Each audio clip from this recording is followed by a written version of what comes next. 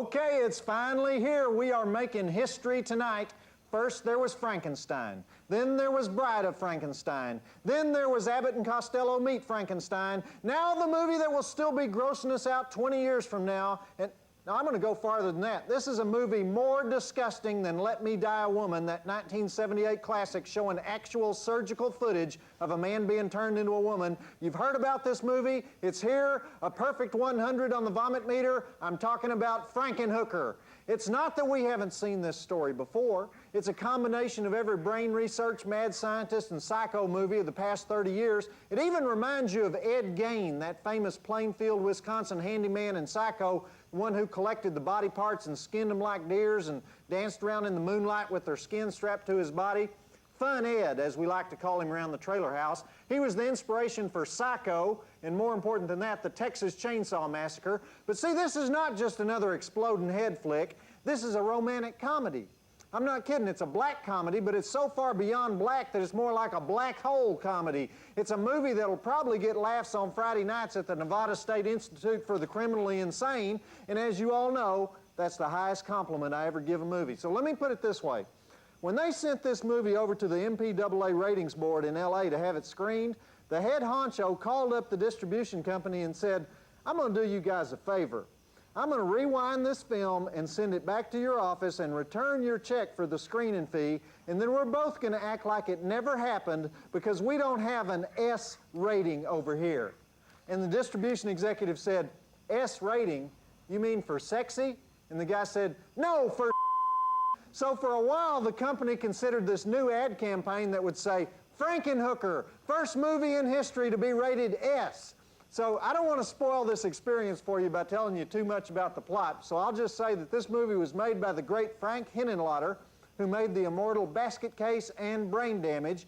But let's take a look at those totals. 27 breasts, 35 actually, if you count the ones that are, never mind, I don't want to go into that.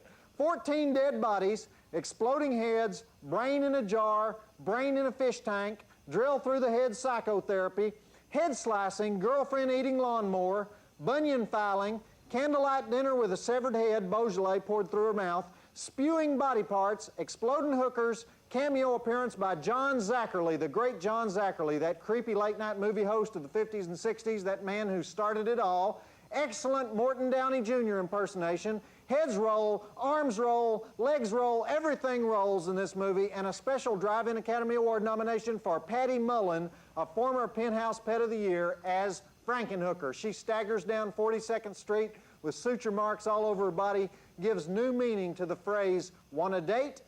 4 stars, rated R. Check this one out, and then I'll be back with some oxygen tanks after it's over.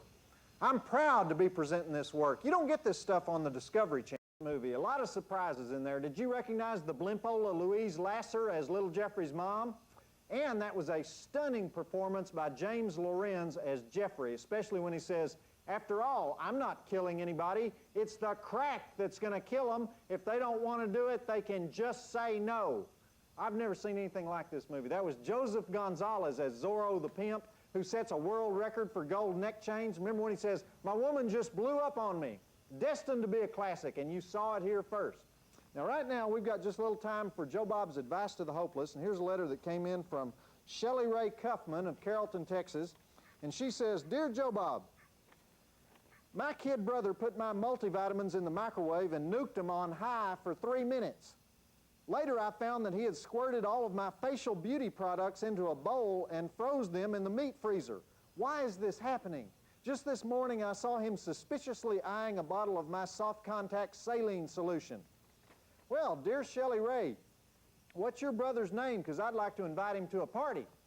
Then we got another one here from Robert Erater of Twin Falls, Idaho, and he says, Dear Joe Bob, I support your ideas concerning censors. The double standard is alive and well if you've seen Die Hard, Rambo 3, or any recent action film. But incidentally, who is Tipper Gore? I've heard the name before, and I'm pretty sure it's just another self-righteous goody-goody who thinks horror films are responsible for every death since World War II. All right, Robert, I'm glad you asked that. Tipper Gore is a woman who was named after a dog to magnify her intelligence. If you've got any requests, comments, gripes, or you want free junk in the mail and our world-famous We Are the Weird newsletter, then zap those letters to the Movie Channel mailbox, P.O. Box 1264, Radio City Station, New York, New York, 10101, and I will get back to you. And right now, we're going to watch the lamest sequel ever made, Leatherface, The Texas Chainsaw Massacre Part 3. Y'all have heard me bitch about this before. The movie doesn't make a lick of sense. A guy gets chainsawed through the skull, and then he comes back at the end of the movie with only slight injuries. They don't even do that in Friday the 13th movies. The movie's over so fast that everybody that was watching it started honking their horns when the credits rolled. None of us could believe it. You know, we were going, that's it? I mean, I've had x-rays that use more film than this movie. And they made it in California. It even looks like they made it in California. They got hills in the background. In other words, it's pitiful. But here it is. It's rated R. I'll be back one more time after it's over. You never even see Leatherface actually doing any carving. It's that damn MPAA ratings board that did this.